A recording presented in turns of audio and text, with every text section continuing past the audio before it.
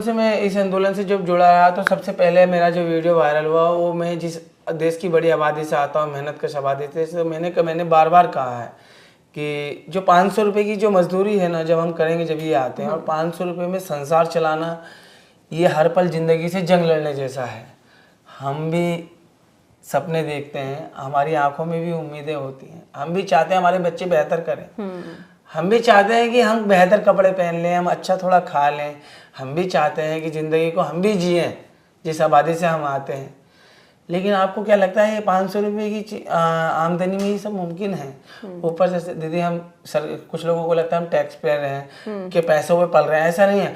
हम जीएसटी देते हैं दीदी, हम 500 रुपये लाते हैं और जो भी चीज़ें खरीदते हैं किराना की दुकान से, कुछ भी खरीदते हैं वो आपको पता है जीएसटी लग के आता है। हम जीएसटी देते हैं, इस देश की अर्थव्यवस्था में अपना योगदान देते हैं। इस देश की बड़ी आबादी कुछ भी खरीदती है तो देश की जो ये अर्थव्यवस्था है इसमें अपना योगदान देती है, देश की तरक्की में अपना योगदान देती है। और इसने आज़ादी के बाद से और अब तक 2014 से पहले 2014 के बाद भी इस देश में पूरी ईमानदारी से अपनी हिस्सेदारी दी है, खून पसीने से, मेहनत से।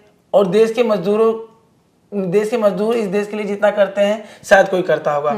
सारी इमारतें, सारी सड़कें, मतलब सब कुछ बिना मजदूर के कुछ भी नहीं है। दुनिया विश्व के पटल पे कोई भी देश अपनी बेहतर छवि अर्थव्यवस्था बनाता है, उसमें सबसे बड़ा योगदान मजदूरों का है।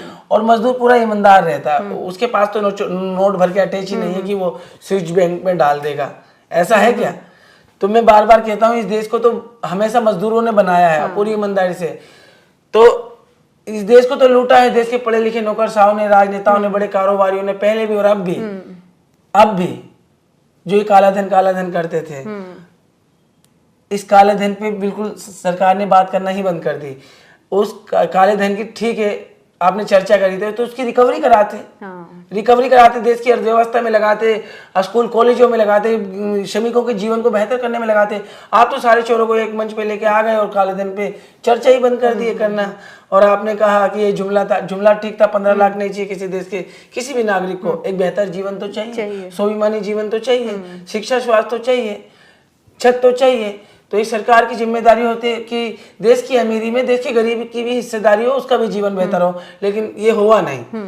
आपके शब्दों से तो हमारा जीवन नहीं चलेगा। हमारे जीवन की अपनी जिम्मेदारियां हैं, पशु है, इंसान, जीवन की जरूरतें तो है ना।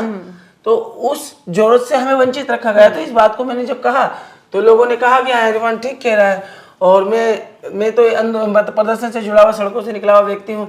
तो उस तरीके का इंस्टाग्राम या नई पीढ़ी की सोच तो नहीं है कि मैं वायरल हो गया और ये शोहरत वोहरत, मेरी ये चीज़ें नहीं है। मैं कल भी जमीन पे था, मैं आज भी जमीन पे हूँ।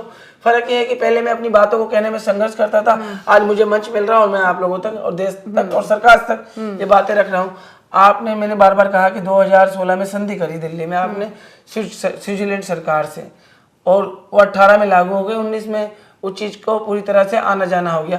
क्या आना जाना? नोट नहीं आया, काला धन नहीं आया, जानकारी आई। उसमें भी स्विट्जरलैंड सरकार ने कहा विश्व गुरु से, जिसका जो कहता है मेरा डंका बजता है कि ये अपने देश में इनकी जानकारी सार्वजनिक नहीं करेंगे। किनकी?